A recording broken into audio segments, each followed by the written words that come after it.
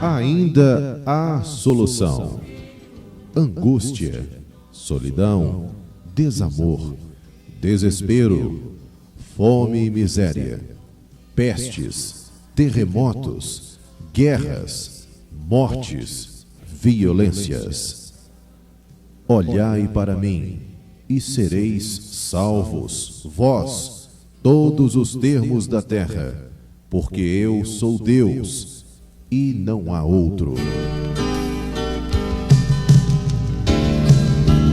Em nome do Pai, em nome do Filho, em nome do Santo Espírito, que venha alegria. Uma das partes mais importantes do nosso corpo são os nossos olhos.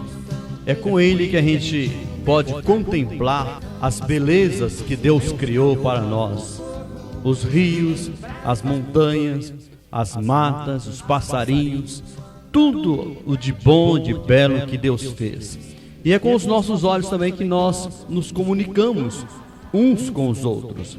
E eu quero, nesse momento, falar para você, meu amigo, algumas maneiras, algumas pessoas que olharam e de que forma essas pessoas olharam. No livro de Gênesis, capítulo 3, no versículo 6, nós encontramos Eva, a primeira mulher, que olhou de uma forma negativa para o fruto de uma árvore, da qual Deus disse que ela não podia tocar, não podia pegar de forma nenhuma. Não somente Eva olhou, mas cobiçou, apanhou e deu também para o seu esposo. A outra pessoa que olhou foi a esposa de Ló. Quando Deus estava destruindo a cidade, eles estavam indo embora, ela olhou para trás e diz a Bíblia que ela se converteu numa grande estátua de sal. No livro de Gênesis, capítulo 13, nós encontramos isto. Uma outra pessoa que olhou também de uma forma negativa foi Pedro. Ele estava no mar, as ondas começaram a agitar, e de repente eles olharam para a praia e Jesus desceu do monte e entrou nas águas e começou a caminhar por cima sem sequer afundar os seus pés. No início os discípulos pensaram que era um fantasma, gritaram, ficaram apavorados, mas Pedro pediu permissão e ele desceu do barco e começou a caminhar na direção do Senhor Jesus Cristo. Ele deu um passo, outro passo, mas eu creio que na medida que Pedro começou a olhar para as ondas e pensar, sou eu mesmo que estou aqui? É isso mesmo que está acontecendo? Pedro começou a afundar. E para não morrer, ele teve que gritar e pedir o auxílio do Senhor Jesus Cristo. Judas também olhou na direção errada.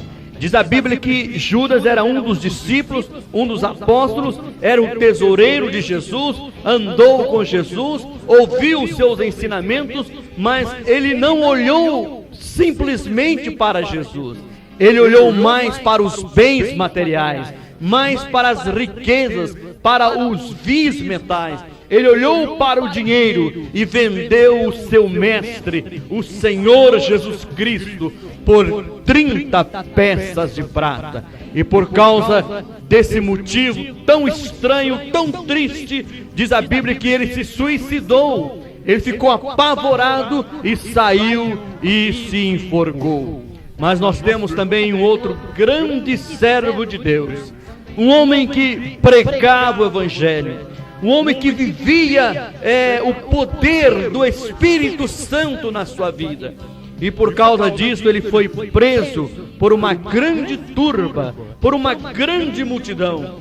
E eles pediram, olha, ou você para de falar de Jesus, ou então nós vamos matar você. E esse homem não parou. E ele foi levado, eu creio, para um grande pátio.